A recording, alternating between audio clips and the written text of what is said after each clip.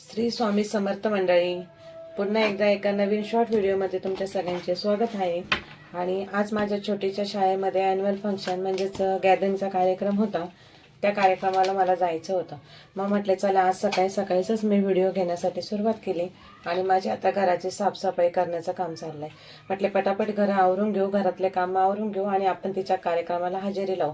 कारण की कसं आहे, मुलांच्या कार्यक्रमाला आईवडिलांची असलेली उपस्थिती हे त्यांच्यासाठी म्हणजे खूप मोठं नाही का आनंदाची गोष्ट असते की माझे मम्मी पप्पा आलेत माझा कार्यक्रम बघायला. आणि आपल्यालाही मुलांचा कार्यक्रम बघितल्याने आपल्यालाही समाधान भेटतं.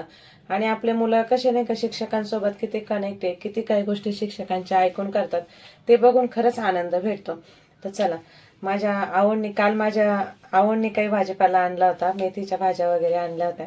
आणि माझी बहीण पण आलेली होती, तर तिने तिच्या शेतामधले फ्लावरचे कंद आणले होते. एकदम ताजे आणि फ्रेश असे फ्लावरचे कंद आहे. आणि मेथीची भाजी पण आहे. म्हटलं चला आता पटपट आहे ना, आपण घरातल्या भाज्या वगैरे निवडून ठेवून आणि मग कार्यक्रमाला जायची वेळ आली की आपण जाऊ. आणि प्रत्येक याच्यात कसं असतं नाही का, जवळच्यांनीच आपल्याला साथ दिली ना तर आपण एक स्त्री प्रत्येक गोष्ट करू शकते ज्यावेळेस तिला तिच्या घरातल्यांची साथ असेल तर. नाही तर घरातल्यांचा कुठे विरोध असतो किंवा हे नको ते नको आम्हाला आवडत नाही, अशा वेळेस तिचा पण नाही का निर्धार थोडा कच्चा पडून जातो. तर चला असो, मला माझ्या आवडीची पूर्ण साथ भेटते. म्हणजे व्हिडिओचं ब्लॉग बनवणं असो किंवा काही असो, ते कधी मला कशाला नकार देत नाही. तर फक्त येत नाही कॅमेऱ्यासमोर, कारण की लवकर काही ते येण्याचं पण मी त्यांना घेत असते बळजबरीने. तर चला, आता भाजी वगैरे निवडून घेतली. घरात गरम गरम पोहे बनवलेले होते. पोह्यांचा मस्तपैकी असा नाश्ता करून घेतला. आणि मग म्हटलं आता आपण आहे ना तयारी करू. एका बाजूला पोहे, एका बाजूला चहा, असा छान बेत होता. मग आता नाश्ता पाणी करून तिच्या कार्यक्रमाला जाण्याची तयारी सुरू केली. तर चला, आता आम्ही तयार झालो आणि कार्यक्रमाला चाललो. आणि कार्यक्रम इतका सुंदर झाला ना की त्याच्या क्लिप्स मी पुढे ॲड केलेल्या आहे. तुम्ही नक्कीच त्या क्लिप बघा आणि छोट्या मुलांना प्रोत्साहन पण द्या. आणि कमेंट करून सांगा की तुम्हाला हे छोट्यांचा कार्यक्रम आवडला का. इतकं सुंदर त्यांचं अँकरिंग होतं, मुलांमधली स्टेज डेअरिंग होती. मला ते बघून खूप आवडलं. आणि म्हटले खरंच मुलांकडून हे सगळं करून घेण्यामध्ये शिक्षकांचा खूप मोठा वाटा आहे. आणि त्या सगळ्या शिक्षकांना पुन्हा एकदा थँक्यू की त्यांनी आपल्या मुलांकडून इतकं सुंदर करून घेतलं. तू यहाँ क्यों आया है? मैं यहाँ आया हूँ क्योंकि जॉन बनेगा डॉन।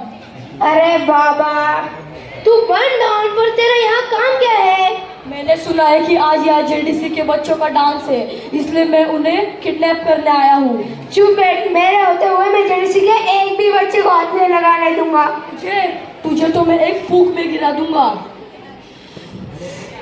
पतलू, मोटू, तेरे ये हाल किसने किया?